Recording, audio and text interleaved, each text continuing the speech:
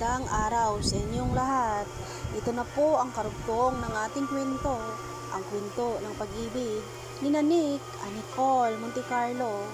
Pero bago ko po simulan ang lahat, paki-subscribe naman po, like and share ng aking channel. Maraming salamat po. Lasing na si Nick pero hindi pa rin tumigil si Mitch. Binigyan niya pa rin ito ng alak. Nasa plano niyang lasingin ito para mas malaya niyang gawin ang kanyang plano. Halos hindi na makatayo pa ito pero hindi pa rin nagpahawat si Mitch. Nick, uminom pa tayo. Gusto kong magpakalunod tayo sa alak ngayong gabi. Alam niyang magwagi na siya sa kanyang plano. Mitch, lasing na ako. Tama na. Kailangang magtira pa ako para sa pag-uwi kong mamaya. Nick, okay lang. Ako na ang bahalang mag-drive. Mas magaling ako kapag lasing eh. Wika ni Mitch habang nakaupo sa mga hita ni Nick. Mitch, umalis ka dyan. May upuan naman eh. Bakit ba gusto mong umupo dyan sa hita ko? Nick, ano ka ba? Ang sarap mo kasing upuan eh. Alam mo bang masarap akong gumiling, Nick? Nakangiting wika ni Mitch habang hinahaplos niya ang dibdib ni Nick. Pero nagulat siya nang biglang tumayo ito. Nick, huwag ka munang tumayo. Ano ka ba? Bakit ang likot mo? Mas masarap ang nakaupo. Halika, para sagad hanggang ilalim. Halika na. Ako na ang balang magmaniho. Umupo ka na lang, tapos hawakan mo lang ang balakang at susuko para baon na baon sa kaloob-looban ko.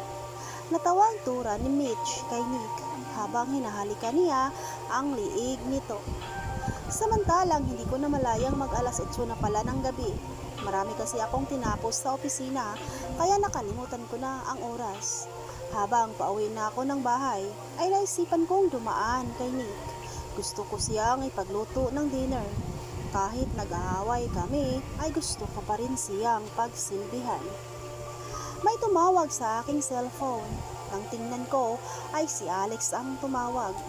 Pero sinagot ko, baka importante ang kanyang sasabihin.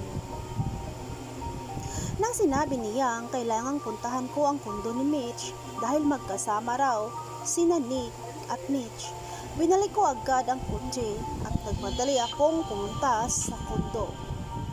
Sinabi na rin kasi sa akin ni Alex ang location. Sinabi ko sa kanya na hintayin niya ako na makarating at huwag munang aalis sa lugar ni Mitch. Pagdating ko sa kondo ay nakita ko ang sasakyan ni Alex na nakapark. Nakita kong nasa loob ng sasakyan si Alex. Binuksan niya ang kanyang window at kumaway siya sa akin. Binigyan ko siya ng sign na huwag umalis, baka mayroon pa akong ipagawa sa kanya. Alam ko namang maaasahan ko siya pagdating sa ganitong bagay. Nasa labas na ako ng pintuan ni Mitch. Kumatok muna ako ng pinto ng 3 beses. Nagtaka akong walang nagbukas ng pinto. Tinawagan ko si Alex. Alam kong magaling siya sa mga ganitong bagay. Kung paano mabuksan. Expert siya sa mga bagay na imposibleng mangyari. At tanging siya lang ang alam kong makagawa ng mga ganitong teknik. Nagulat ako nang biglang bumukas ang pinto. Naabutan kong nakaupo si Mitch sa mga hita ni Nick habang may hawak na baso ng wine. Pinalis ko na si Alex dahil ayokong makilala siya ni Mitch at ni Nick. Nagulat silang pareho nang makita nila akong nakatayo sa kanilang harapan. Nicole, paano ka nakapasok dito? Tumalsik si Mitch nang itinulak siya ni Nick. Paano ako nakapasok, Mitch? At ikaw, sino nagbigay sa'yo ng karapatang kumatong ka sa mga hita ng boyfriend ko? Humingi ka ba ng permiso sa akin bago ka umupo sa kandungan ng boyfriend ko? Tanong ko sa kanya. Nicole, wala kaming ginagawang masama. Nag-inuman lang kami. Wala akong ginawa kay Mitch. Walang nangyari sa amin, maniwala ka sa akin. Nataranta ang wika ni Nick. Nick, ano ka ba?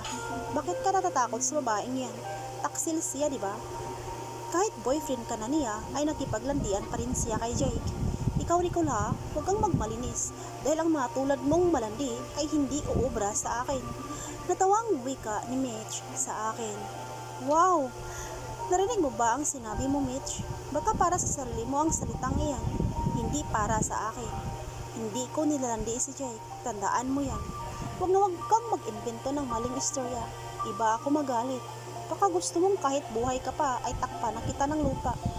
Ang mga tulad mong higad ay dapat ilibing ng buhay para hindi ka na makapinsala. Hindi ako malandi at talong hindi ako higad. Girlfriend ka lang ni Nick, samantalang ako ay ka-love team niya. Kasama siya sa eksena at kahit sa kama. Oo nga, girlfriend niya ako at soon maging asawa niya na ako. At ikaw, ka-love team ka lang. Ang ibig sabihin ay fiction. Walang katotohanan, drama lang at acting. Kaya kung ako sa'yo, huwag kang mag-assume na pwede mong gawin kay Nick. Sa totoong buhay ang ginagawa ninyo sa eksena. Masasaktan ka lang, Mitch. Alam ko kung bakit naglasing si Nick. Dahil nagkaroon kami ng konting problema at sinakyan mo dahil bantay sa lakay ka. Ginatungan mo para magawa mo ang gusto mong patungan siya. Nicole, bulag ka ba? Hindi mo ba nakitang nag-enjoy si Nick sa akin? Ikaw kasi iipal ka. Pwede ba lumayas ka na sa kondo ko? Galit na singhal ni Mitch sa akin habang pinigilan ko ang sarili ko sa sobrang galit. Bakit, Mitch? Kung hindi lasing si Nick, magagawa mo ba sa kanyang ginagawa mo ngayon? Kung sakaling hindi ako dumating ngayon at magtagumpay ka sa plano mong gahasain si Nick, sa tingin mo, panindigan ka niya kinabukasan dahil nirape mo siya, nagtagumpay kang gahasain siya. Tapos biglang sabihin mo na lang sa sunod na buwan na sabihin mo na buntis ka, kailangang pakasalan ka ni Nick. Kung hindi ay sisirain mo na ang career niya. Di ba? Ganun ang gawain ninyong mga desperada at mga makakapalang mukha.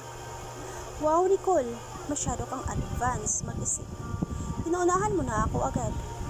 Paano na yan? Hindi na ako excited. Nakangiting saad niya sa akin. Advance ba akong mag-isip, Mitch? Kasi ang mga tulad mo ay kilalang kilala ko na. Ang tulad mong rapist at ganyan ang mga idea. Katulad ka rin ni Katrina, di ba? Mas masahol ka pa nga eh. Huwag mong masyadong gayahin ang style niya. Baka magulat ka na lang, nasa ilalim ka na ng lupa. Bakit, Nicole? Patayin mo ako? Ganyan ka na ba ka-powerful at pumapatay ka na ng tao? Bakit, Mitch? Tao ka ba? Natawang wika ako sa kanya. Alam kong hindi siya lasing at nagpanggap lang siyang lasing para makuha niya ang gusto niya kay Nick. Nakaupo siya sa sofa. Alam kong lasing na lasing siya at kuhang-kuha ko ng style ni Mitch. Sinadya niyang lasingin si Nick para malaya siyang gahasain nito. Lumapit si Mitch kay Nick at palipat-lipat siya ng tingin sa aming dalawa ni Nick. Ano, Nick? Ganyan ba ang gusto mong mapangasawa? Isang kriminal at mamamatay tao? Tama lang na iatras mo ang kasal ninyong dalawa dahil nakita ko ng future mo sa kanya. Kawawa ka naman pagdating ng araw, saka wala ka ng karapatan kay Nick, di ba? Dahil sinabi niya na sa iyo na hindi na matuloy ang kasal ninyong dalawa. Sinabi na Nick sa akin na ayaw ka na niyang pakasalan. Huwag kang masyadong ipal, Nicole. Dahil pwede ko siyang angkinin dahil hindi na kayo mag-shota. Dinamay mo pa si Nick. Meron lang kaming hindi na settle na problema at siguradong alam mo namang dahilan ng away namin, di ba? Huwag ka nang mag-alala, Mitch. Hindi ko gawain ang pumatay, lalo na sa tulad mo lang. Wala akong honor sa katulad mo lang. Kaya huwag ka munang kabahan, okay? Mas kabahan ka kung ano ang kaya kong gawin kung hindi mo layuan si Nick. Seryosong turan ko sa kanya. Tumawa pa siya habang umiinom ng wine at humarap siya sa akin.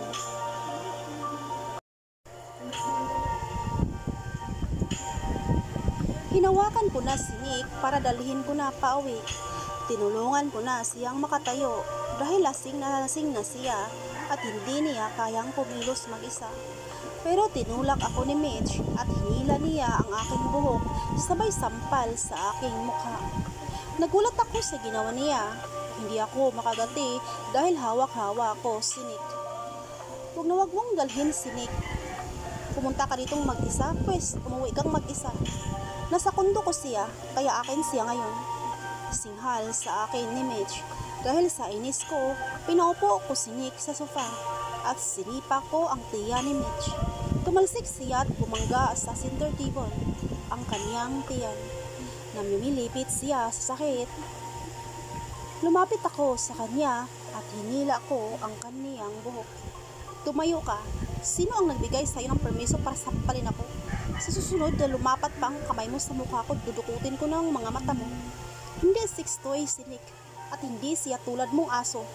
Kaya wag na wag mong pangaraping pumasok ang ari niya sa asong tulad mo. Dahil kahit kailan, hindi mangyari ang gusto mo. Huling pakiusap ko na to sa'yo, Mitch. Layuan mo na si Nick. Wika ko sa kanya, sabay subsob ko sa mukha niya sa center table. Bitawan mo ako, Nicole. Hayop ka. Aray ko, ang sakit. Ano ba? Bitawan mo na ako. Sigaw ni Mitch. Pero bago ko siya binitawan, ay tinulak ko siya at bumagsak siya sa sahig. Dinala ko na si Nick sa labas ng kondo ni Mitch. Inalayan ko siyang makalakad dahil nahihirapan na siyang maglakad sa sobrang kalasingan. Dinala ko siya sa kanyang bahay. Pagdating namin ay nahirapan pa kaming umakyat ng hagdan. Pinahiga ko siya sa kama para punasan ko ng malamig na tubig ang kanyang katawan para mahimas-himasan na rin siya sa sobrang kalasingan. Pagkatapos ko siyang punasan ay pinalitan ko siya ng damit. Pinagmasdan ko siya habang natulog. Humiga ako sa kanyang tabi dahil miss na miss ko na siya. Pero napansin niyang nakatingin ako sa kanyang mukha. Agad di akong tinalikuran. Wala akong magawa dahil kasalanan ko naman at handa akong tanggapin ang parusa niya sa akin dahil sobra ko siyang minahal. Ang hindi ko matanggap ay tuluyan na siyang mawala sa akin kaya handa akong tiisin ang pangdididman niya sa akin. Tumulo ang aking mga luha. Nasaktan ako pero wala akong karapatang magreklamo dahil sobrang laki ng kasalanan na nagawa ko sa kanya. Humihilik na siya kaya pinili ko na ring makatulog. Kinabukasan, gumising ako ng maaga para magluto ng breakfast. Magluto na rin ako ng chicken soup para makainom siya ng sabaw. Alam ko kasi meron siyang hangover. Nag-enjoy ako sa pagluluto. Lahat ng paborito ni Nick ay niluto ko na. Para kung gusto niyang kumain ay ipainit niya na lang sa microwave. Pagkatapos kong magluto ay naglinis na rin ako ng bahay at naglagay ako ng mga labahin niya sa washing machine. Nakatambak ang kanyang mga labahin dahil siya lang naman mag-isa at hindi niya pa naranasang maglaba. Dahil mula noon ay ako ang gumagawa nito para sa kanya. Bumalik na naman ang gusto ko na pagsilbihin siya mula pagsilbihan siya. Masaya ako dahil nandito na ako kasama ang lalaking pinakamamahal ko. Nagulat ako nang pag-akyat ko sa taas ay wala na si Nick. May narinig akong nag-shower sa banyo. Ngumiti ako at naghanda ako ng pambahay na damit para paglabas niya sa banyo ay meron na siyang masuot. Pero nang lumabas siya ay kumuha siya ng ibang damit. Nicole, kawawa ka naman. Iniiwasan ka na nga ni Nick, habol ka pa ng habol. At biruin mo, nandito ka talaga sa loob ng kondo ko. Dahil sa kahabol mo sa kanya. Huwag mo kong baliktarin, Nicole. Dahil sa ating dalawa, ikaw ang malandi. Kapag iniiwasan ka na at kapag pinasura ka na, huwag mo nang habulin pa. Baka masaktan ka lang ng paulit-ulit. At ang masaklap, baka hindi mo kakayanin ng sobrang sakit. Ikaw lang, baka ma-depress ka. Baka lalong iwasan ka ni Nick. Natawang tura ni Mitch sa akin. Sigurado ka ba dyan sa sinasabi mo, Mitch? Hindi mo ba nakuha ang ibig mong sabihin? Sumama si Nick sa'yo dahil galit siya sa akin. At hindi ibig sabihin na mahal ka niya dahil nandito na siya sa kondo mo. Bakit hindi natuloy ang kasal namin? Pwede ka nang pumasok sa buhay ni Nick? Ito ang ilagay mo sa utak mong walang ibang laman, kundi kalibugan, Mitch, ha? Nag-aaway lang po kami, hindi po kami naghiwalay. Huwag kang masyadong mag-assume. Lalo na at alam mong ikaw ang gumawa ng paraan upang magwagi ka sa plano mo ngayon. Sinakyan mo ang naramdamang sakit ni Nick, di ba? Ginatungan mo para lumipat sa'yo ang atensyon niya. Ngayon, Mitch, may tanong ako sa'yo. Sa tingin mo, kapag hindi lasing si Nick, kausapin ka ba niya? Tinitigan lang ako ni Mitch at umiinom siya ng wine. Sagutin mo ako, Mitch. Nahiya ka ba? Dahil kahit hi hello ay hindi magawa ni Nick sa'yo. Ngayon ka tumawa, Mitch, at sabihin mo sa akin na panalo ka na. Hindi ka ba napuruhan nung binibugbog kita sa bahay ni Nick? Hindi ka pa ba nadala at dinala mo pa siya dito sa kondo mo? Ang problema kasi sa inyong mga malandi ay mahilig kayong mag-assume isang bagay na hindi naman ninyo makuha kahit kailan. Hanggang pangarap mo lang si Nick, Mitch. Pangarap na kahit kailan ay hindi mo makamtan. Huwag kang makasiguro, Nicole. Baka iiyak ka kapag hawak ko na ang puso ni Nick. Ang problema kasi sa'yo, Nicole, sobrang taas ang tingin mo sa iyong sarili. Nakalimutan mong hindi mo pag-aari si Nick. Wala pa kayong marriage contract. Anytime, pwede ko pa siyang makuha sa'yo. Lalo na ngayong nagkalabuan kayo, di ba? Dahil malandi ka. Kunwaring ginahasa ka ni Jay, pero sarap na sarap ka pala sa bawat pagdila niya sa katawan mo. Kawawa si Jay. Madagdagan pa ang kanyang kaso dahil sa kalandian mo. Kunwaring kinidnap ka niya, pero ang totoo nagtatago lang kayo para magawa mo ang gusto mong gawin kay Jay. Malandi ka, Nicole. Mas sakol ka pa sa isang higan. Makati ka. Mas nakakadiri ka kaysa sa akin. At ito ang tandaan mo, Nicole. Huwag na huwag mo kaming guluhin ni Nick. Dahil kahit anong mangyari, ay hindi ako magpapatalo sa iyo. Hindi ako susuko. At gawin ko ang lahat para mapasakin si Nick. At ikaw, doon ka na kay Jake. Huwag mong ipilit ang sarili mo sa taong binabasura ka na. Galit na sigaw sa akin ni Mitch. Bakit, Mitch? Paano mo nasabing nagustuhan ko ang pag-aasa ni Jake sa akin? Nandoon ka ba nung pinilit niya akong halikan? Nandoon ka ba nung ginamitan niya ako ng lakas para mahawakan niya ang aking katawan? Ang lahat na nangyari ay kagustuhan ni Jake. Gustong-gusto niya akong angkinin sa pamamagitan ng pag-ahasa sa akin. At huwag na huwag mong sabihing nagustuhan ko ang ginawa niya sa akin. Dahil kung talagang ginusto ko iyon, pumayag na sana akong kubarin niya ang panty ko. Ang problema kasi sa inyong mga mapanghusga ay gumawa kayo ng maruming kwento dahil sa akalang manalo kayo at nakuha ang lalaking gusto ninyo. Ito na ang huling beses na binabalaan kita, Mitch. Sa oras na uulitin mo pa ang ginawa mo ngayon, makita mo kung ano ang kinalalagyan mo. Mangarap ka lang, hindi kita pipigilan. Pero wag na wag mong idikit ang balat mo kay Nick. Binabalaan kita.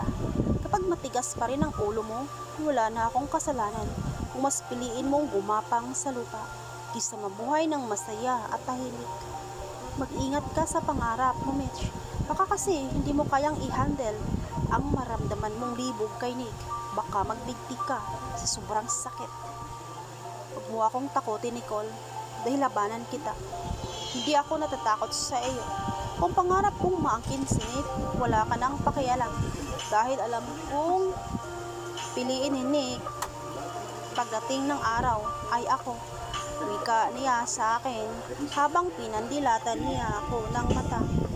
Dahan-dahan ka, Mitch, at wag na wag kang mangarap ng isang lalaking pag-aari ng iba dahil masasaktan ka lang. Aalis ka ba, Nick? Saan ka pupunta? Nagluto na ako ng breakfast para sa'yo dahil alam kong may hangover ka. Pero aalis ka? Sana sinabi mo para hindi na ako nag-aksaya pa ng oras. Mahinahan kong saad sa kanya pero hindi niya pa rin ako kinakausap. Pagkatapos niyang magbihis ay humarap siya sa akin. Umalis ka na, Nicole.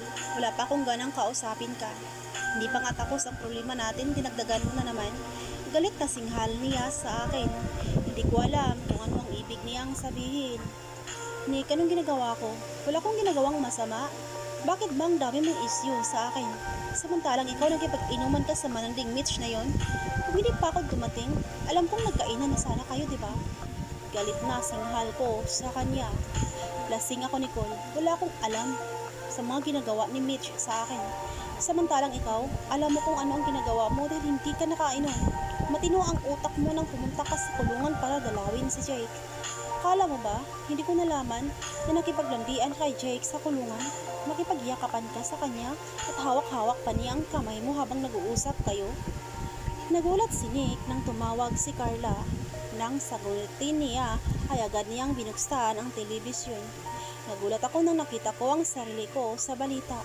Magkasama kaming dalawa ni Jake sa kulungan at pinakita lang sa part na niyakap ako ni Jake at hinahawakan niya ang aking kamay.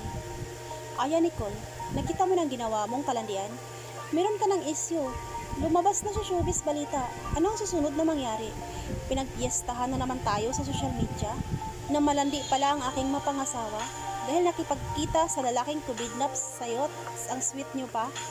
Galit na sigaw sa akin ni Nick. Hindi ako makapaniwalang ganito ang nangyari. Wala akong ginawang masama, pero bakit gustong palabasin ng mga tao na malandi ako? Nick, wala kaming ginawang masama. Hindi ko gustuhang yumakap siya sa akin. Nakita mo bang gumanti ako ng yakap sa kanya?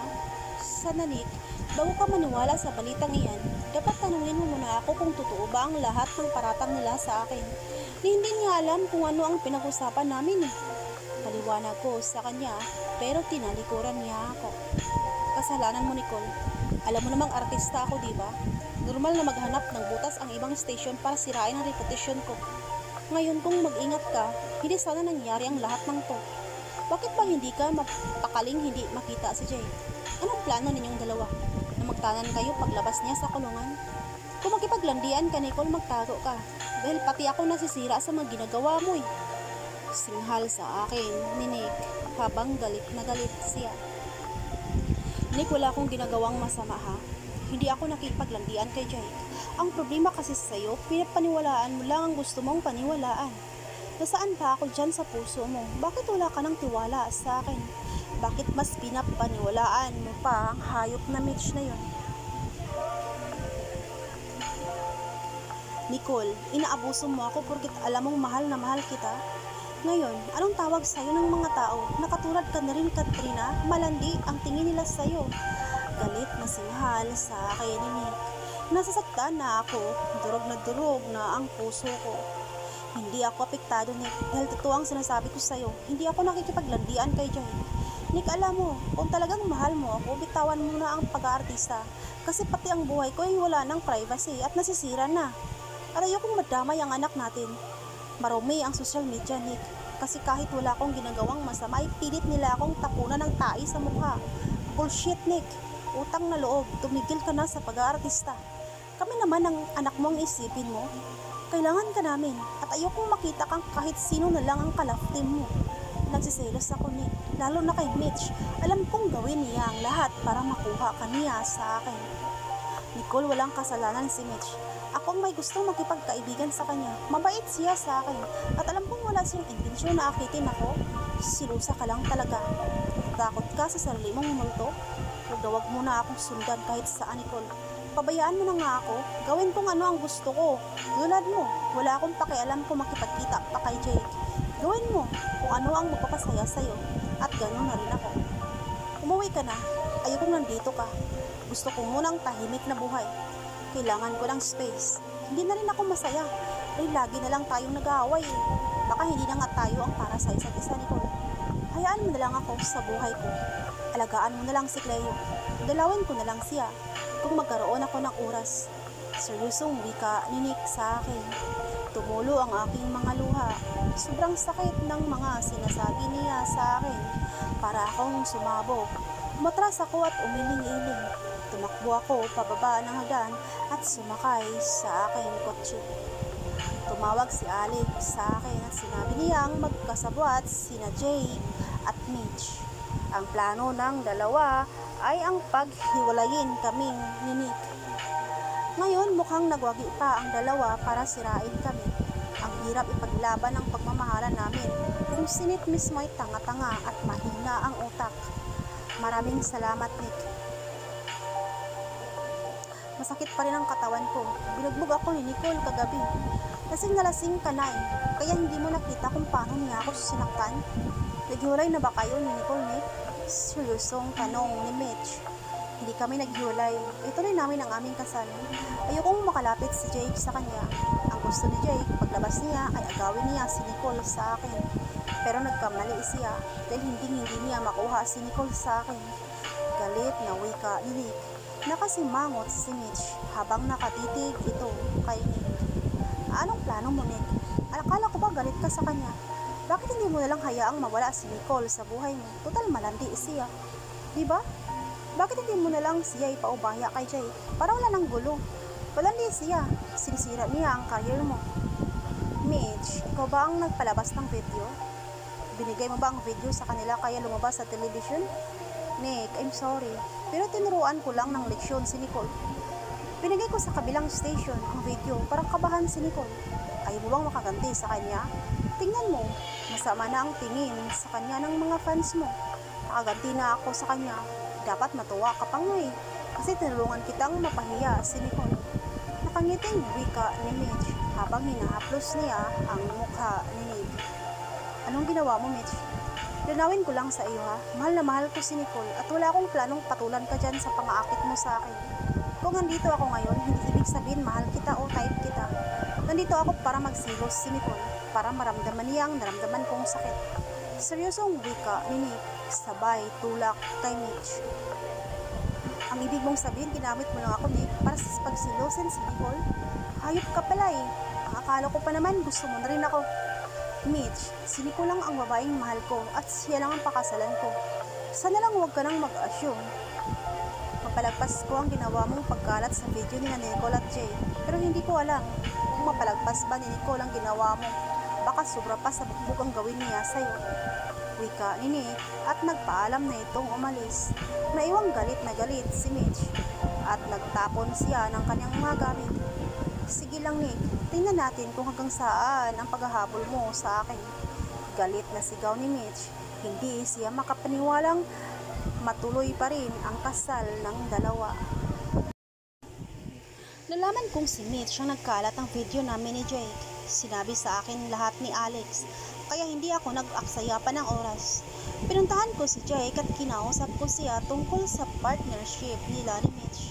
Nang makita ako ni Jake ay yakapin niya sana ako, pero matras agad ako.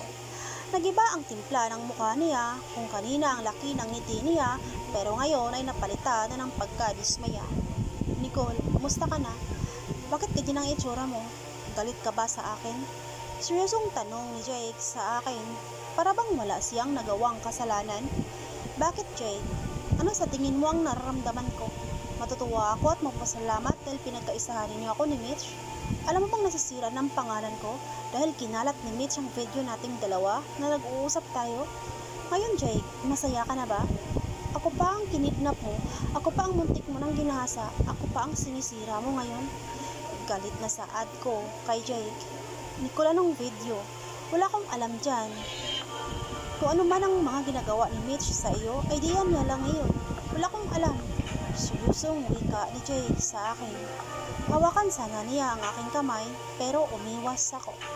Jake, nang pumunta ako dito, tao akong humarap sa'yo. Pinakausap kita ng maayos.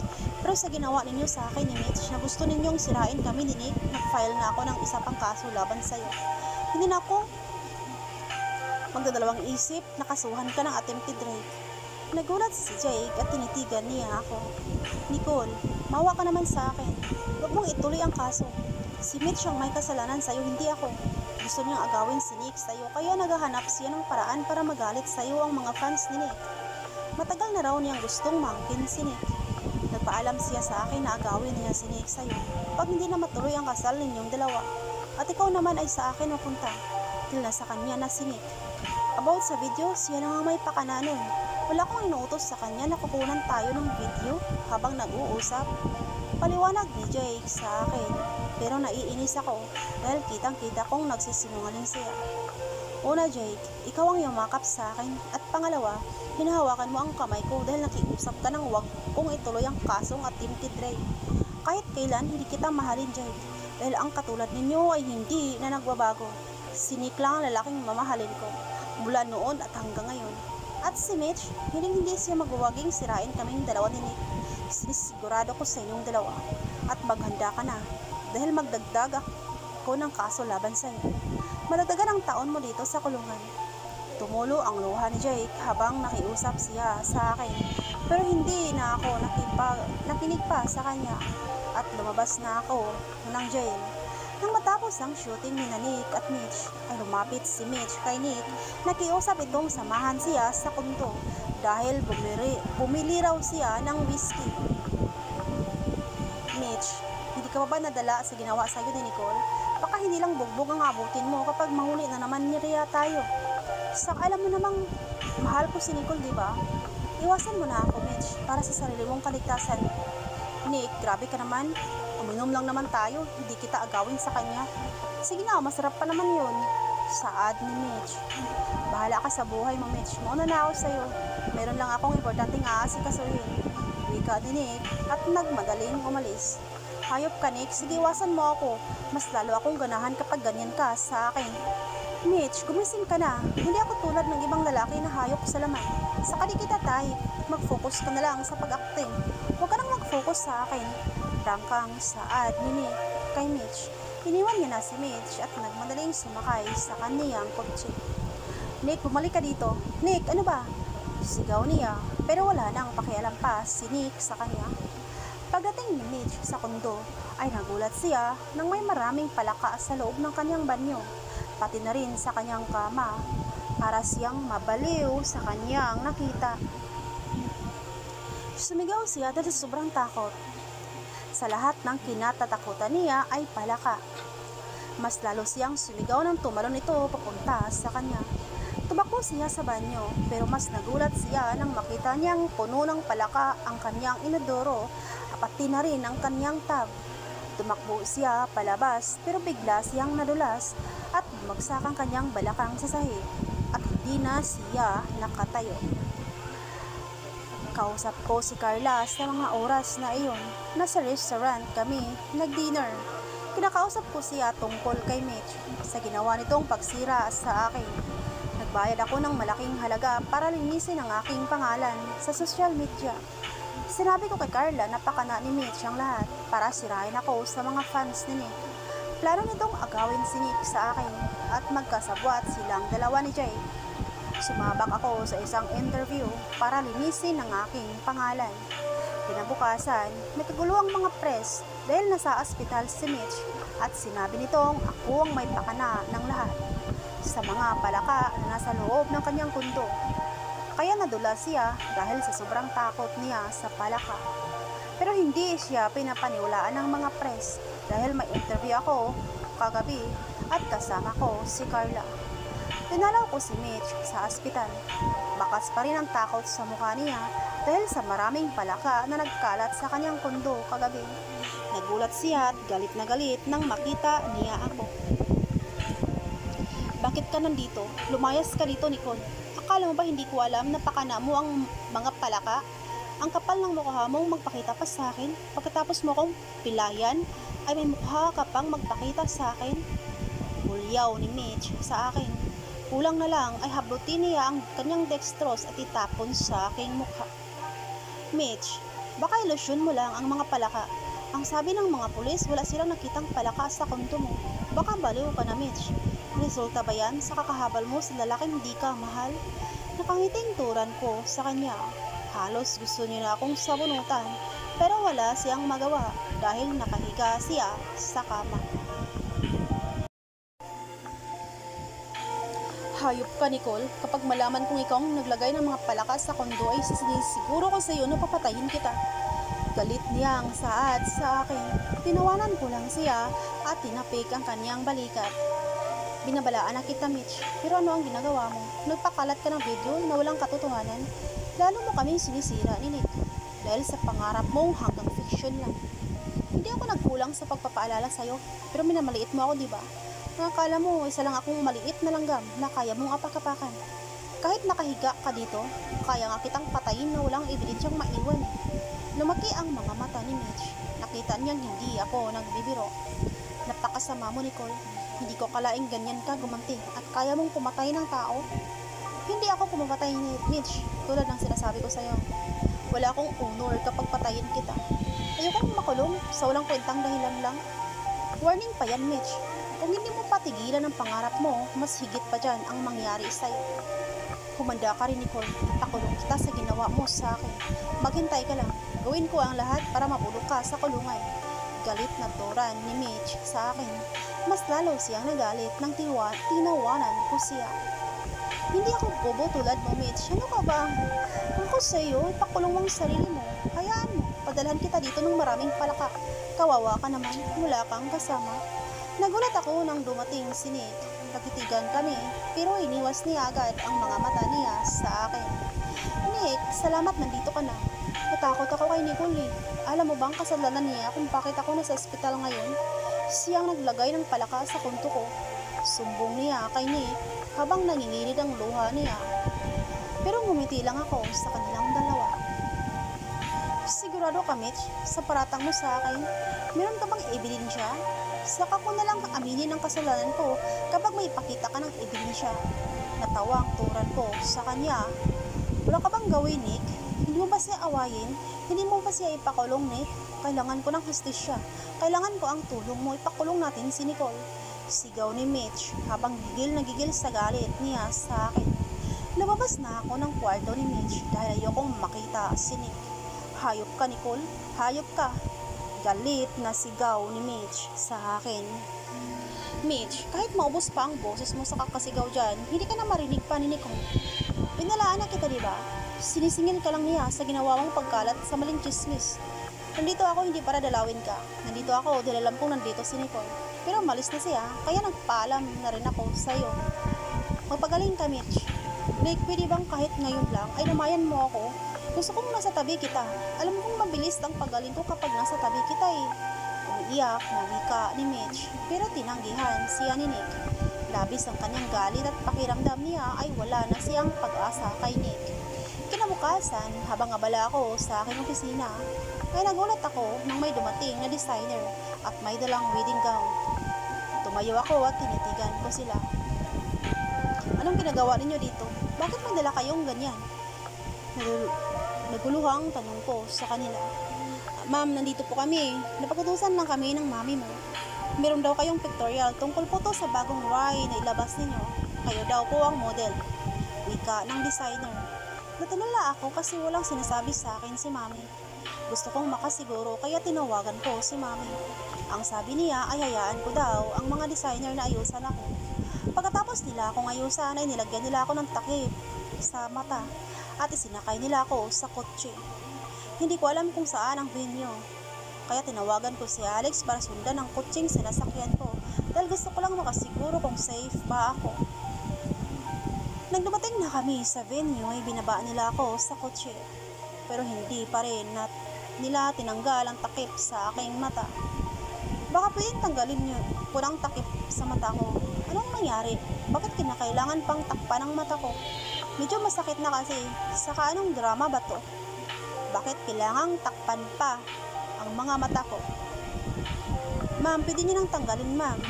Tugo ng makeup artist. Nang tinanggal ko na ang takip sa aking mata, ay nagulat ako nang nakita kong napalibutan ako ng maraming bulaklak. Nang bumukas ang pinto ay nakita ko ang maraming tao sa aking paligid at mayroong red carpet sa aking kinatayuan. Wala akong idea kung ano ang nangyari. Nasa loob ako ng simbahan, ang daming mga tao at nakita ko ang iba't ibang artistang kasamahan ni Nick, si Carla at kasama ang iba pang mga direktor. Nang makita ko ang paring nakatayo sa may altar at si Nick, nakatayo siya sa tabi ng pare, ay nagkaroon na ako ng idea. Nakita ko siya na mami at daddy. Lumapit sila sa akin at hinalikan nila ako sa pisngi. Nakita ko si Cleo at nakasuot siya ng napakagandang gown. Kasama niya ang kanyang yaya, Carmina. Mami, ano po to? Daddy, bakit wala kayong sinasabi sa akin?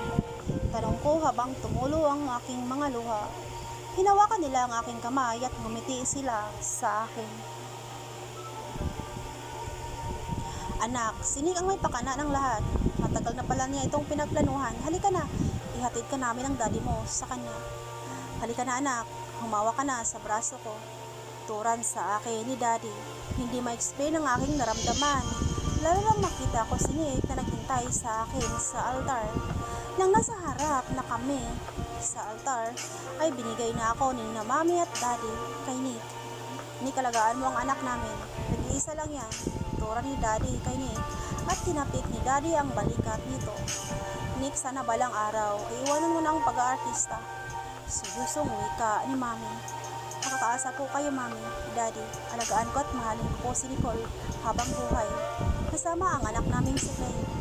Tugon ni Nick habang nakangiti.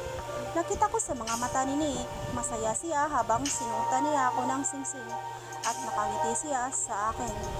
Totoong ngiti at hindi plastic. Kilala ko siya dahil matagal na kaming magkasama sa isang bahay.